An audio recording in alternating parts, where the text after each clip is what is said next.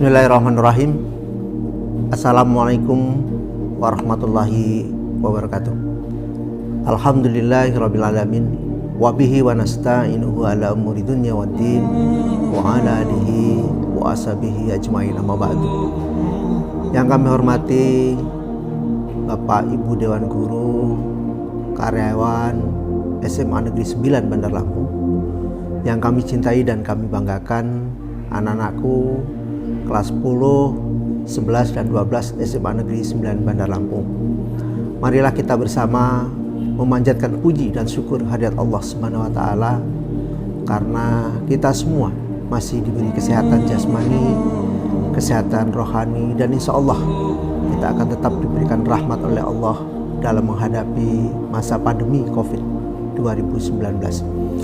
Anak sekalian, para Dewan Guru dan semua yang hadir di forum ini, pertama atas nama SMA Negeri 9 Bandar Lampung menyampaikan ucapan terima kasih, ucapan rasa bangga terselenggaranya kegiatan peringatan Maulid Nabi Muhammad SAW tahun 1442 Hijriah. Peringatan Maulid Nabi adalah salah satu refleksi rasa cinta kita, rasa bangga kita terhadap junjungan Nabi besar Muhammad SAW, dan kita semua mengambil hikmah, mengambil makna, mengambil intisari dari peringatan Maulid Nabi ini. Anak-anak sekalian, bahwa SMA Negeri 9 Bandar Lampung berkomitmen untuk meningkatkan, untuk mewujudkan kultur religius, budaya religius di lingkungan sekolah dengan cara mendorong, membantu peningkatan pengetahuan, peningkatan pengamalan nilai iman dan takwa kepada Allah Subhanahu wa Ta'ala. Karena hidup sejatinya adalah milik Allah dan sejatinya pula akan kembali pada Allah, sehingga kita semua harus mengabdi pada Allah Subhanahu wa Ta'ala.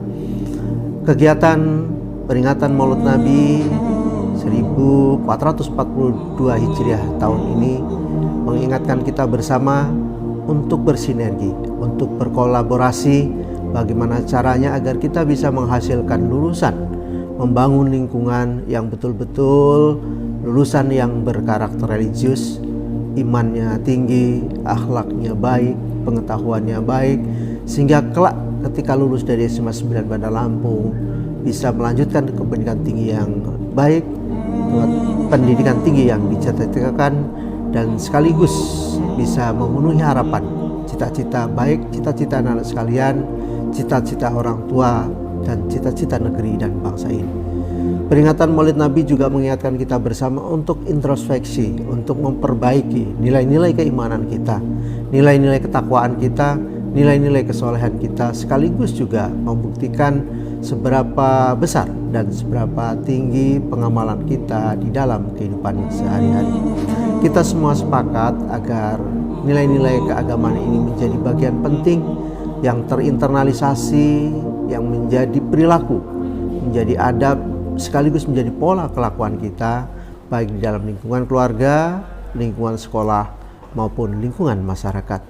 Saya bangga dan bersyukur kita semua tetap melakukan tugas pokok kita, melaksanakan kegiatan pembelajaran daring dengan baik, melaksanakan kegiatan evaluasi pembelajaran daring juga dengan baik, dan saya bangga anak-anak semua bisa mengikuti seluruh kegiatan yang ada di SMA 9 Bandar Lampung ini, meskipun dalam suasana, dalam situasi pandemik COVID-19. Oleh karena itu, pada kesempatan yang baik ini, dalam momentum peringatan Maulid Nabi, saya juga perlu mengingatkan kepada kita bersama untuk tetap menjaga, menegakkan, sekaligus mematuhi protokol kesehatan, antara lain menggunakan masker di tempat keramaian, kemudian mencuci tangan dengan air yang mengalir, kemudian menggunakan disinfektan, jaga jarak, dan hindari kerumunan. Karena itu sekali lagi adalah upaya kita bersama untuk tetap menjadikan diri kita menjadi sehat tanpa obat, sekaligus kita juga tetap bisa melaksanakan tugas-tugas sebagai pengabdian kita kepada Allah Subhanahu wa taala. Anak-anak sekalian, sekali lagi mari kita perhatikan, kita simak, sekaligus kita maknai apa-apa yang menjadi pesan dari Ustadz kita Bapak Rofi Darajat LCMH dalam peringatan Maulid Nabi 1442 Hijriah ini. Mudah-mudahan anak-anak sekalian bisa mengambil hikmah, mengambil manfaat, dan sekaligus kita tetap menjadi satu bagian yang utuh, menjadi bagian yang saling bersinergi, saling berkolaborasi agar prestasi anak-anak sekalian terus meningkat, kemudian akhlak kalian terus meningkat, dan pada akhirnya menjadi kebanggaan kita semua, kebanggaan sekolah, kebanggaan orang tua, kebanggaan masyarakat, dan insya Allah kita semua bisa menjalankan tugas sebagai khalifah Allah di muka bumi ini. Anak-anak sekalian, Bapak Ibu Dewan Guru yang saya hormati, saya kira itu yang bisa saya sampaikan pada pesan peringatan Maulid 1442 ini. Mari kita jadikan momentum Maulid Nabi sebagai sebuah kelahiran kita masing-masing sebagai umat Islam, kemudian kita tingkatkan nilai iman kita, nilai ketakwaan kita, solidaritas kita dalam menghadapi berbagai masalah dan menghadapi berbagai cobaan dari Allah Subhanahu wa taala.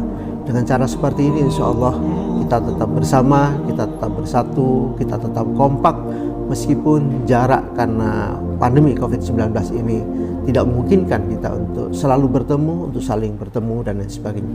Jaga kesehatan, jaga aktivitas, pastikan tubuh kita sehat tanpa obat, pastikan tubuh kita dan imun kita kuat agar COVID-19 bisa kita hindari. Dan sekali lagi tidak henti-hentinya saya mengajak, mari kita tetap berdoa kepada Allah Subhanahu wa taala, kita serahkan kepada Allah Subhanahu wa taala agar kita terhindar dari mara bahaya, dari malapetaka, dari bencana apapun di muka bumi ini. Billahi taufiq wal hidayah. Wassalamualaikum warahmatullahi wabarakatuh. Assalamualaikum warahmatullahi wabarakatuh. Alhamdulillahi rabbil alamin. Alhamdulillahi nahmaduhu wa nasta'inuhu wa nastahdih wa na'udzu billahi min sururi anfusina wa min sayyiati a'malina. May yahdihillahu fala mudhillalah wa may yudlil falan tajida lahu waliyyan mursyida. Asyhadu an la ilaha illallah wahdahu la syarikalah wa asyhadu anna sayyidana wa nabiyyana Muhammadin wa ala alihi wa ashabihi ajma'in. Allahumma salli wa sallim wa barik wa karim ala habibina wa qudwatina wa maulana Muhammadin wa ala alihi wa ashabihi wa man tabi'ahu bi ihsanin ila yaumiddin. Amma ba'd. Para hadirin yang dirahmati oleh Allah Subhanahu wa taala, marilah pada kesempatan yang penuh dengan keberkahan ini kita tidak bosan-bosannya untuk mengucapkan kalimat syukur kepada Allah Subhanahu wa taala dengan mengucapkan kalimat alhamdulillahirabbil alamin. Karena dengan cara kita bersyukur kepada Allah Subhanahu wa taala, kelak dengan cara seperti ini Allah Subhanahu wa taala akan menambah semua nikmat kita dan Allah Subhanahu wa taala akan memberikan petunjuk dan hidayahnya kepada kita. Di dalam surat Al-Baqarah Allah Subhanahu wa taala berfirman dan menyampaikan secara tegas hal tersebut kepada seluruh umat manusia. Allah Subhanahu wa taala berfirman, ulaika ala hudam mir rabbihim wa ulaika humul muflihun. Maka di antara petunjuk yang akan Allah berikan kepada umatnya adalah tatkala kita mampu bersyukur kepada Allah Subhanahu wa taala, di antaranya dengan terus konsisten beribadah kepada Allah Subhanahu wa taala. Maka di dalam ayat ini Allah Subhanahu wa taala mengatakan dengan kalimat ulaika ala hudam mir rabbihim. Di dalam bahasa Arab, istilah di atas memiliki dua makna. Yang pertama adalah dengan istilah fauqa dan yang kedua adalah dengan istilah ala. Apabila fauqa, maka sesuatu itu di atas namun ada jeda, ada spasi baik di antara tempat di mana kita meletakkan sesuatu dengan barang yang akan kita letakkan. Sedangkan ketika kita menggunakan huruf ala, maka sesuatu tersebut melekat di atas benda yang kita letakkan. Saya ambil contoh, misalkan pena itu di atas buku, maka dzalikal qalamu fauqal maktabi, maka pena tersebut di atas meja. maka di atas di sini ada jarak antara pena tersebut dengan meja. Namun ketika kita menggunakan alal maktabi, maka pena tersebut melekat di atas meja. Maka Allah menyampaikan ulaika ala hudam mir rabbihim, maka petunjuk yang Allah akan berikan itu petunjuk yang tidak ada jeda, melainkan petunjuk itu akan melekat kepada diri kita sebagai umat manusia. Oleh karenanya patutlah kita bersyukur kepada Allah Subhanahu wa taala. Mudah-mudahan kita semuanya termasuk golongan orang-orang yang senantiasa mendapat bimbingan dan petunjuk dari Allah Subhanahu wa taala. Kemudian yang kedua, mari kita bersama mengucapkan salawat dan salam kepada Nabi besar Muhammad sallallahu alaihi wasallam yang telah membimbing kita semuanya sehingga pada detik hari ini, pada waktu saat ini, Allah Subhanahu wa taala masih memberikan nikmat keimanan dan keislamannya, di mana kedua nikmat inilah yang telah diperjuangkan oleh baginda Nabi besar Muhammad sallallahu alaihi wasallam, sehingga pada kali ini, pada kesempatan kali ini kita dapat merasakan kedua nikmat tersebut. Hadirin rahimakumullah, pada kesempatan yang penuh dengan keberkahan ini, di momen di mana Nabi sallallahu alaihi wasallam dilahirkan, yaitu tepatnya di bulan Rabiul Awal, marilah kita sejenak merenungi surat Ali Imran ayat 31. Allah Subhanahu wa taala berfirman dan menyatakan, Bismillahirrahmanirrahim, Qul in kuntum tuhibbunallaha fattabi'uni yuhibbukumullahu wa yaghfir lakum dzunubakum wallahu ghafurur rahim.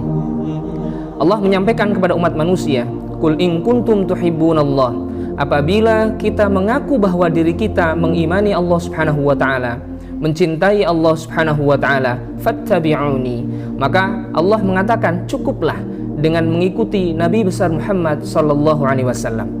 Oleh karenanya, pada kesempatan yang mulia ini, marilah kita sejenak meneladani Nabi besar Muhammad sallallahu alaihi wasallam, sehingga apabila kita mau meneladani dengan baik, hal inilah yang akan menjadi bukti bahwa kita benar-benar mencintai Allah Subhanahu wa taala.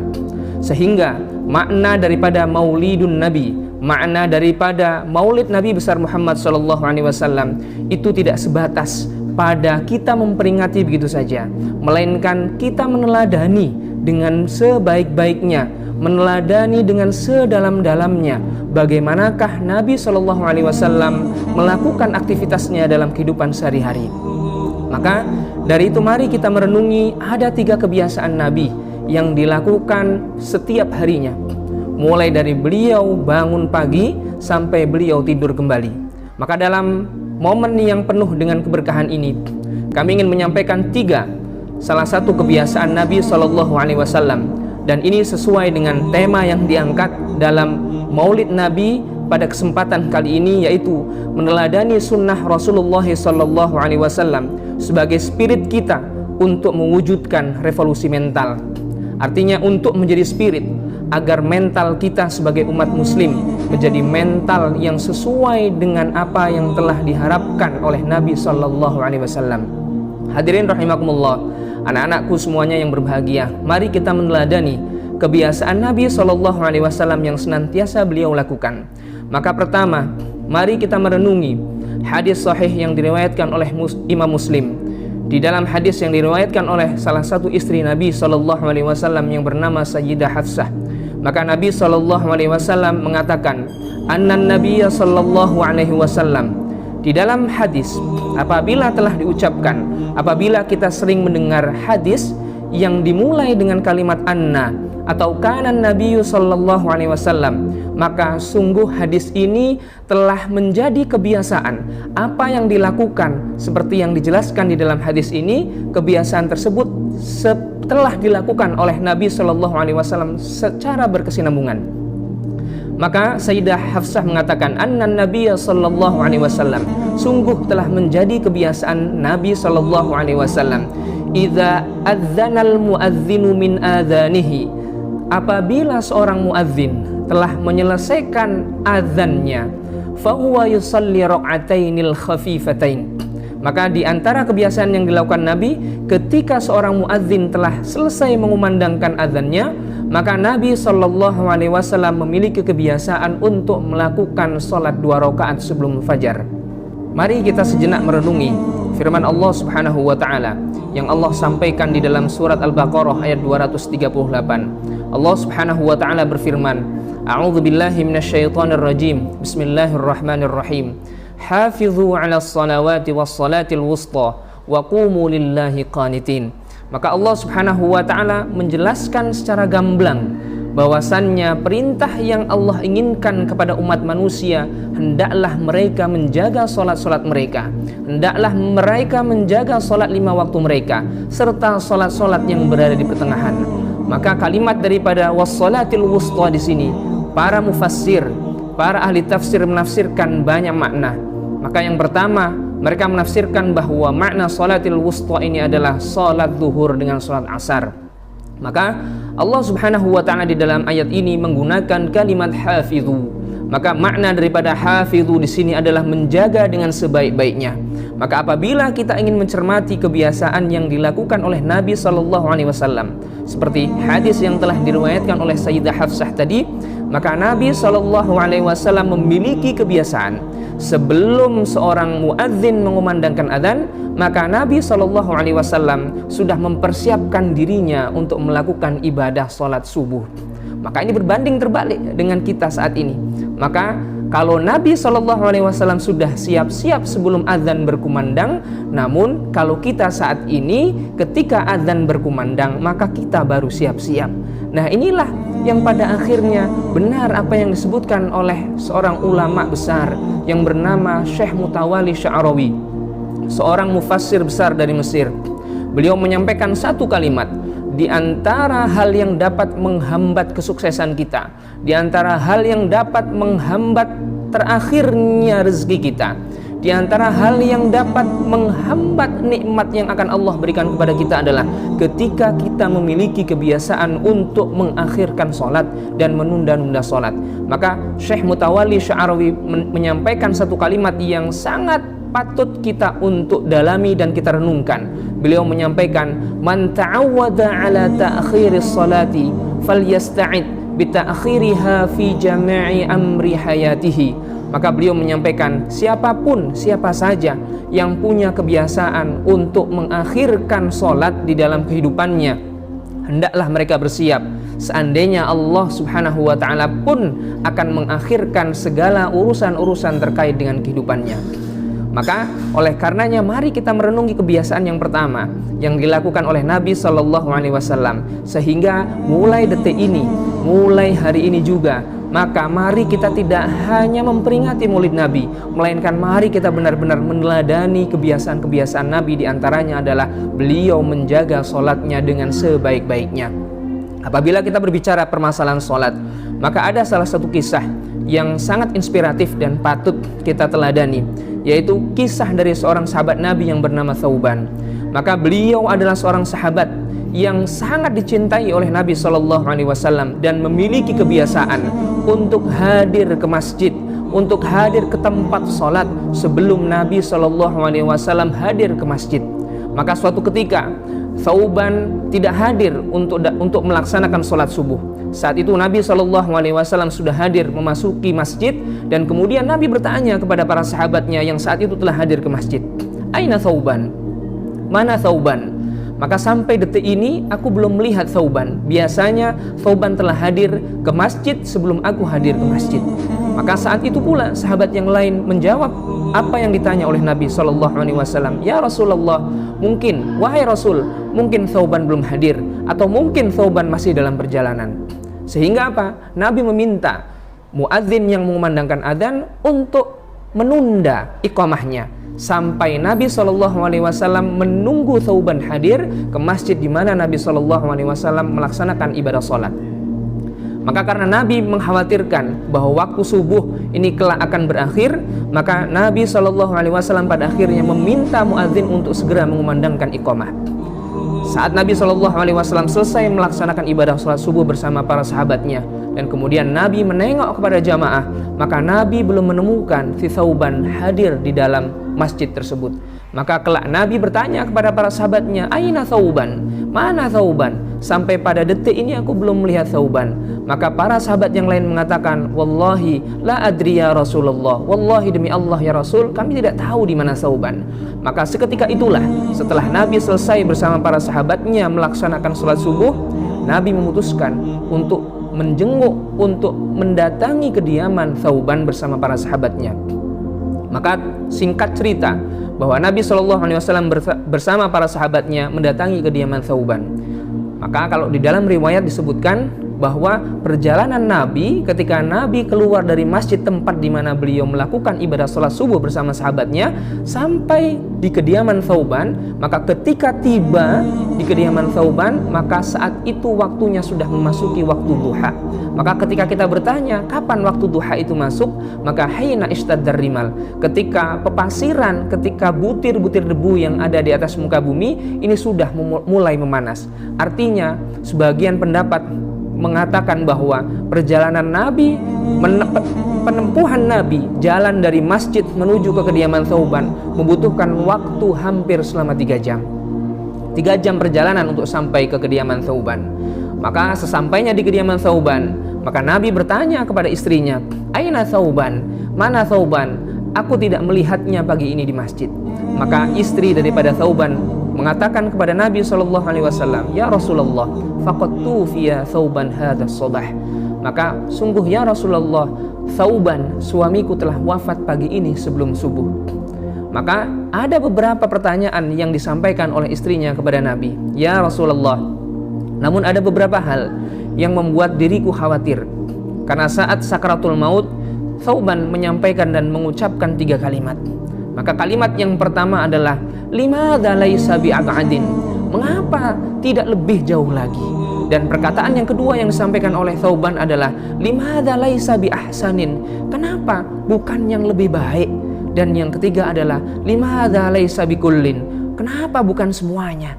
Nah, 3 pertanyaan inilah yang disampaikan oleh istri daripada Thauban kepada Nabi. "Ya Rasulullah, mengapa Thauban menyampaikan kalimat itu?" Maka saat itu pula Nabi SAW hanya tersenyum saja. Dan kemudian apa? Nabi menyampaikan kepada istrinya, "Wahai istri Thauban, wahai istri Thauban." Maka ketika Thauban menyampaikan, "Mengapa tidak lebih jauh lagi?" Inilah mengapa ketika sakaratul maut, Allah Subhanahu wa ta'ala akan menampakkan semua kebiasaan-kebiasaan yang kita lakukan. Maka Imam Abu Hamid Al-Ghazali menyampaikan, kita akan diwafatkan sesuai dengan kebiasaan yang kita lakukan. Maka Nabi SAW menyampaikan kepada istri Thauban, "Wahai istri Thauban, sungguh poin pertama yang disampaikan oleh Thauban, limadza laisa bi'ab'adin." Inilah penyesalan yang disesalkan oleh Thauban ketika sakaratul maut. Beliau menyampaikan, mengapa tidak lebih jauh lagi? Artinya perjalanan dari rumah kediaman Thauban menuju masjid tempat biasanya beliau melakukan sholat bersama Nabi, itu jarak tempuh yang senantiasa ditempuh oleh Thauban berada 3 jam jauhnya untuk melakukan perjalanan. Mulai dari kediaman Thauban sampai di masjid perlu ditempuh dengan waktu 3 jam. Maka saat dengan ditempuh dengan 3 jam perjalanan, ini pun masih disesalkan oleh Thauban. Mengapa tidak lebih jauh lagi? Coba seandainya rumah saya lebih jauh lagi, maka saat aku berangkat dari rumah menuju ke masjid, pasti Allah Subhanahu wa ta'ala akan memberikan pahala yang jauh lebih banyak bagiku. Inilah penyesalan. Maka sungguh sangat takjub, sungguh sangat mengherankan apabila Allah sudah memanggil hayya 'alas shalah, hayya 'alal falah, orang yang paling dekat dengan masjid pun belum tergerak hatinya untuk melangkahkan kakinya ke masjid. Lantas, wahai hadirin rahimakumullah, harus dengan cara apa lagi Allah Subhanahu wa ta'ala memanggil kita agar kita tergerak hatinya untuk melangkahkan kaki kita ke masjid? Thauban saja yang sudah melangkahkan kakinya dan membutuhkan waktu perjalanan selama 3 jam saja, di akhir hayatnya masih menyesali hal tersebut. Apalagi kita yang mungkin hatinya belum tergerak untuk mendekati masjid, yang mungkin hatinya belum tergerak untuk melakukan ibadah secara berjamaah di masjid. Inilah kebiasaan Nabi SAW yang pertama yang patut kita teladani, bahwa Nabi telah bersiap sebelum azan berkumandang untuk melakukan ibadah sholat. Adapun yang kedua, di antara kebiasaan Nabi yang senantiasa dilakukan dan patut kita contoh dalam kehidupan sehari-hari adalah Nabi SAW memiliki kebiasaan baik. kebiasaan-kebiasaan baik apabila kita melihat pada sirah Nabi, maka alangkah banyak kebiasaan-kebiasaan baik yang senantiasa dilakukan oleh Nabi. Maka salah satunya adalah Nabi Shallallahu Alaihi Wasallam senantiasa bersifat jujur dalam kehidupannya. Nabi Shallallahu Alaihi Wasallam adalah orang yang sangat menghormati baik orang dewasa, baik orang tua ataupun anak-anak. Bahkan di dalam riwayat Nabi Shallallahu Alaihi Wasallam pernah bertemu dengan anak kecil, yang dimana di depan anak kecil ini ada sebuah ceret atau ada sebuah tekok, yang saat itu Nabi Shallallahu Alaihi Wasallam hendak ingin mengambil tekok atau ceret tersebut. Maka ketika Nabi hendak mengambil ceret tersebut, bayangkan, perhatikan apa yang dilakukan oleh Nabi Shallallahu Alaihi Wasallam. Maka apa? Nabi Shallallahu Alaihi Wasallam mengucapkan salam terhadap anak kecil ini, kemudian menyentuh dengan tangannya dan meminta izin agar Nabi Shallallahu Alaihi Wasallam dapat mengambil tekok yang ada di depan anak kecil tersebut. Nah, artinya dari sini kita bisa mengambil hikmah yang kedua, apa yang senantiasa dilakukan oleh Nabi, kebiasaan apa yang terus dilakukan oleh Nabi. Maka Nabi Shallallahu Alaihi Wasallam memiliki kebiasaan senang untuk bertegur sapa, baik itu dengan orang dewasa, baik itu dengan orang yang mungkin usianya sebaya ataupun orang yang usianya lebih muda dari beliau. Nah, kalau kita berbeda, mungkin kita menyapa Assalamualaikum, Assalamualaikum, Assalamualaikum. Dengan orang-orang kita sering menyapa. Giliran kita ketemu dengan gadis cantik saja, maka Assalamualaikum, barulah kita sok-sok pegang tangan. Nah, maka kalau Nabi tidak memilih antara baik ini seorang anak kecil, seorang orang yang dewasa ataupun orang yang usianya sebaya dengan beliau, maka beliau tidak memilih, maka semua beliau salami. Maka di antara kebiasaan yang kedua, Nabi senantiasa menjaga kebiasaan-kebiasaan baik dalam hidupnya, yaitu menyapa siapa saja. Dan kemudian yang kedua, Nabi memiliki perangai yang jujur. Maka benar apa yang dikatakan oleh seorang ulama yang bernama Syed Abu Bakar. Beliau menyampaikan ada 5 perkara yang apabila 5 perkara ini tidak dimiliki oleh kita, tidak dimiliki oleh siapapun, maka sungguh orang tersebut atau kita tidak pernah sekali-kali akan dihargai oleh manusia.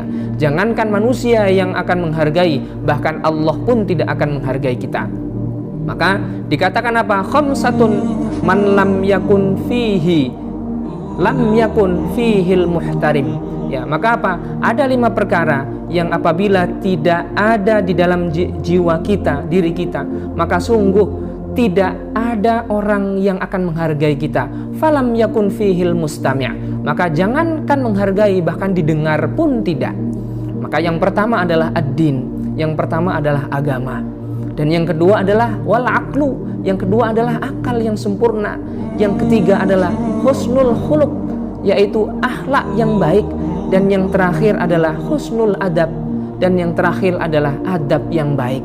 Maka apabila kita punya cita-cita agar manusia menghargai kita, agar Allah Subhanahu wa Ta'ala pun cinta dengan kita, maka paling tidak kita memiliki perangai-perangai akhlak yang ini. Yang pertama, agama yang baik, agama yang sempurna. Kemudian yang kedua, manfaatkanlah akal yang telah Allah anugerahkan ini untuk semua perkara-perkara baik. Dan yang ketiga adalah husnul khuluq, maka punyalah perangai yang baik. Dan yang terakhir adalah husnul adab, maka hendaklah mereka juga punya adab yang baik. Maka ini kebiasaan yang dilakukan oleh Nabi Shallallahu Alaihi Wasallam. Selain itu, Nabi Shallallahu Alaihi Wasallam punya kebiasaan yang lain yang patut kita contoh, yaitu apa? Nabi Shallallahu Alaihi Wasallam punya kebiasaan untuk bermusyawarah. Bahkan mohon maaf, Nabi Shallallahu Alaihi Wasallam dalam hidup berumah tangga saja, maka beliau bermusyawarah walaupun sampai masalah-masalah kebutuhan dapurnya kepada istrinya. Maka benar yang dikatakan oleh seorang ulama, Syekh Az-Zarnuji, penulis kitab Ta'lim Muta'alim. Beliau menyampaikan salah satu kalimat, Al-insan thalathah, manusia itu ada 3 jenisnya. Yang pertama rajulun, yang kedua nisfu rajulin, dan yang ketiga adalah la syai'a. Yang pertama adalah rajulun, yaitu manusia yang sempurna. Siapa manusia yang sempurna? Man lahu ra'yun shaibun fahuwa yushawir, yaitu orang-orang yang idenya cemerlang, orang-orang yang punya pemikiran yang bagus, Orang-orang yang kalau punya pemikiran pasti pemikirannya benar. Tapi apa? Dia sudah punya pemikiran yang benar, punya ide yang bagus, namun apa? Fahuwa yusyawir. Namun dia tetap bermusyawarah dengan orang lain. Nah, inilah yang disebut dengan manusia yang sempurna. Orang yang punya ide tapi tidak merasa paling benar, melainkan apa? Melainkan mau dimusyawarahkan dengan yang lain. Begitu pula dengan Nabi SAW. Beliau adalah orang yang punya kebiasaan bermusyawarah, baik dengan istrinya terkait dengan kebutuhan rumah tangganya ataupun dengan para sahabatnya yang lain. Ketika apa? Ketika beliau ingin memutuskan sesuatu. Kemudian yang kedua adalah nisfu rajulin, yaitu manusia yang sempurnanya setengah atau setengah kesempurnaannya. Siapa dia? Man lahu ra'yun shaibun falam yusyawir, yaitu orang-orang yang punya ide brilian, punya ide yang bagus, punya pendapat yang pasti benar, tapi apa? Hobinya tidak mau bermusyawarah. Nah, artinya apa? Orang seperti ini keras kepala artinya. Jadi kalau ada pendapat sendiri pokoknya harus paling benar. Pokoknya harus diikuti oleh orang lain. Terserah mau orang lain itu senang dengan pendapat saya atau tidak. Nah, inilah yang sepatutnya tidak ditiru. Maka yang kedua adalah orang yang sempurnanya setengah, yaitu orang-orang yang punya pendapat benar, ya, kemudian apa? Punya ide yang brilian, pendapatnya pasti betul-betul benar, tidak ada yang salah, tapi tidak punya kebiasaan untuk bermusyawarah dengan orang lain. Nah, ini yang dikatakan dengan manusia yang setengah sempurna. Dan yang terakhir adalah apa? La syai'a, yaitu orang yang tidak sempurna sama sekali. Siapa mereka? Yaitu orang-orang yang man laisa lahu ra'yun falam yusyawir, yaitu orang-orang yang punya pendapatnya tidak, ya, kadang memberikan ide juga tidak, ya, dan juga tidak punya kebiasaan bermusyawarah. Artinya sudah tidak punya ide, ya, tidak punya pemikiran yang baik, dan tidak suka juga bermusyawarah. Nah, oleh karenanya yang kedua yang patut kita teladani sebagai khususnya kita generasi-generasi yang muda, yang sepatutnya kita jauh lebih sanggup untuk meneladani Nabi SAW. Ini yang pokok yang kedua yang patut kita teladani, yaitu apa? Nabi SAW menjaga kebiasaan-kebiasaan baik di dalam kehidupannya sehari-hari. Dan kemudian yang terakhir, ada kebiasaan dari Nabi SAW yang sepatutnya kita teladani. Sehingga apa? Sehingga revolusi mental bagi anak-anak muda, bagi kita semuanya pengikut Nabi SAW ini bisa dilakukan dengan betul-betul maksimal. Apa itu? Dan inilah sebagai panduan hidup kita.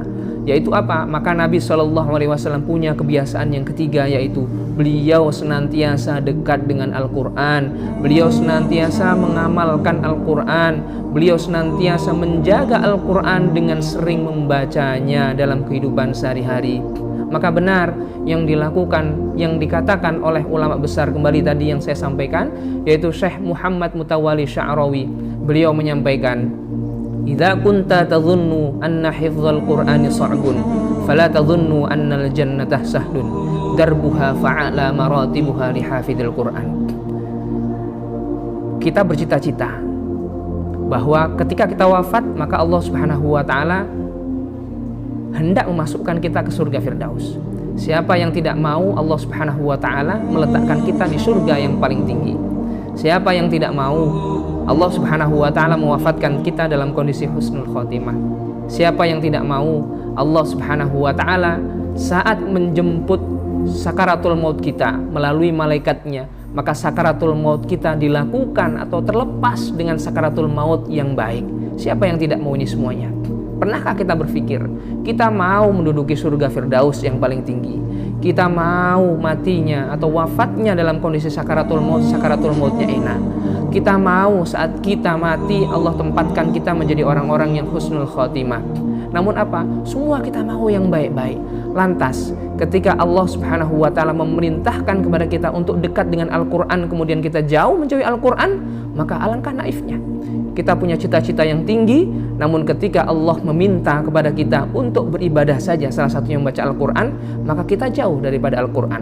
Maka tadi yang dikatakan oleh Mutawalli Sya'rawi, beliau menyampaikan, idza kunta tadhunnu anna hifdzal qur'ani sa'bun, jika kalian semuanya punya persepsi anna hifdzal qur'ani sa'bun, bahwa untuk menghafal Al-Quran, menjaga Al-Quran dengan membaca dan mengamalkannya adalah perkara yang sulit, fala tadhunnu annal jannata sahlun, maka jangan pernah mengira kalau antum semuanya, kita semuanya mau masuk surga itu adalah perkara yang mudah. darbuha fa'ala maratibuha li hafizil Quran. Karena tempat tertinggi, tempat termulia surga itu Allah akan hadiahkan, Allah akan peruntukkan bagi mereka yang senantiasa dalam kehidupannya dekat dengan Al-Quran. Mereka menjaga Al-Quran dengan menghafalnya, mereka menjaga Al-Quran dengan membacanya dalam kehidupan sehari-hari, mereka menjaga Al-Quran dengan mengamalkan apa yang ada di dalam Al-Quran.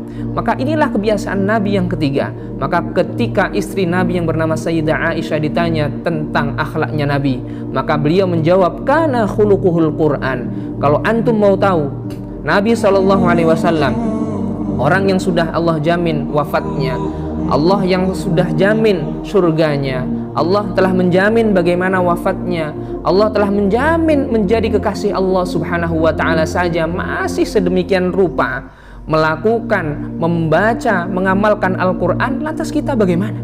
Yang mungkin wafatnya kondisinya kita belum tahu. Apakah kita wafat dalam kondisi su'ul khatimah atau husnul khatimah? Yang kedua, kita tidak tahu apakah surga telah Allah jamin bagi kita. Bahkan mungkin Allah Subhanahu wa ta'ala belum menjamin surga bagi kita.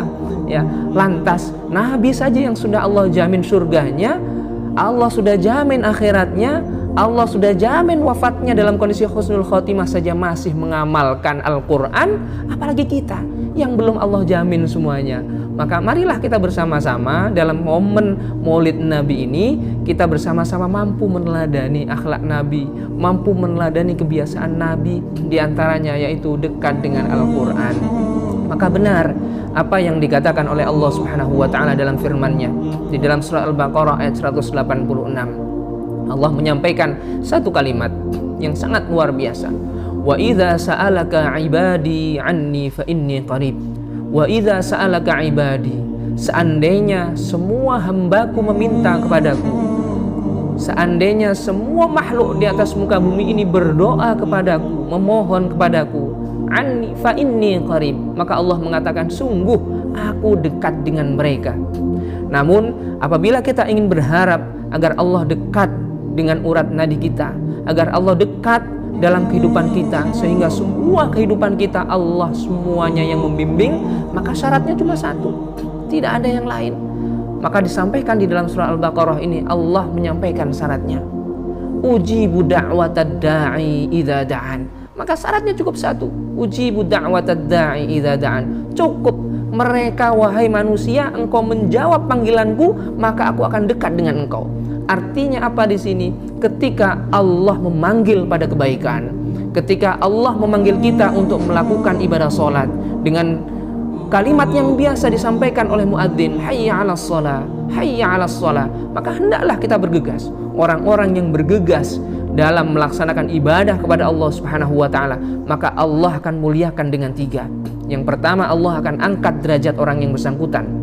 Yang kedua, Allah akan mengampuni, menjamin dosa-dosa yang telah dilakukan oleh orang yang bersangkutan.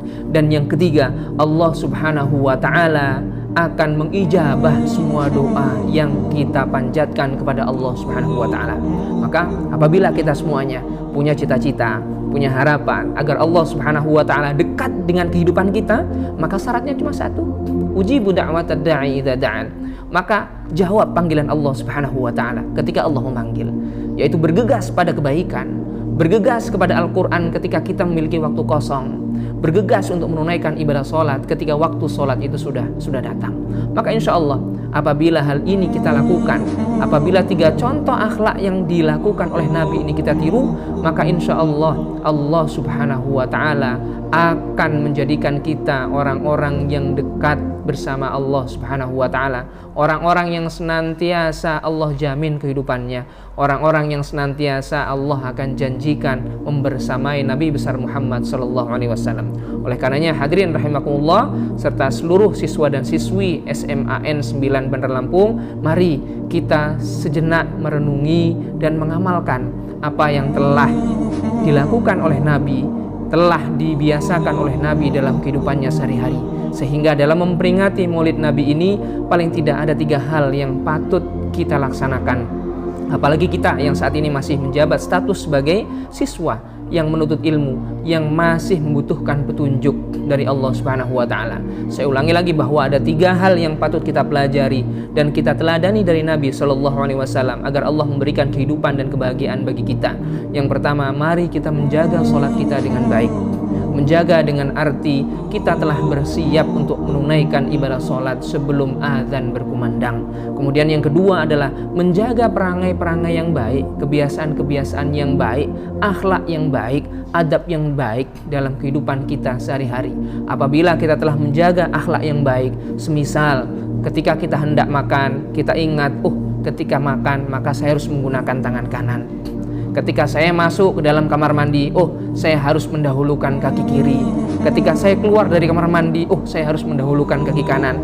Maka ketika setiap kali kita melakukan sesuatu, kita mengingat hal ini, maka inilah yang disebut dengan ulaika ala hudam mir rabbihim. Maka orang-orang tersebut yang masih merasa punya feeling seperti ini, itu bentuk bahwa petunjuk Allah Subhanahu wa taala masih dekat dengan mereka. Dan yang terakhir, mari kita membiasakan selama kehidupan kita sehari-hari apa yang dibiasakan oleh Rasul sallallahu alaihi wasallam, yaitu apa? Nabi sallallahu alaihi wasallam dekat dengan Al-Qur'an. Marilah kita dekat dengan Al-Qur'an. Marilah kita mengamalkan Al-Qur'an. Marilah kita jadikan Al-Qur'an itu sebagai teman hidup kita. Maka seandainya kita jadikan Al-Qur'an ini sebagai teman hidup kita, maka wallahi Allah Subhanahu wa taala akan jamin kualitas hidup kita. Maka Allah akan jamin kualitas hidup kita. Maka benar yang disampaikan oleh Imam Asy-Sya'rawi, maka kualitas kehidupan kita itu setara dengan bagaimana kualitas ibadah kita kepada Allah Subhanahu wa taala. Maka apabila kualitas kita mungkin 50%, kualitas kita untuk beribadah kepada Allah 50%, maka cerminan kualitas hidup kita yang mungkin 50% itulah. Maka oleh karenanya inilah 3 hal pokok yang patut kita teladani dari Nabi sallallahu alaihi wasallam.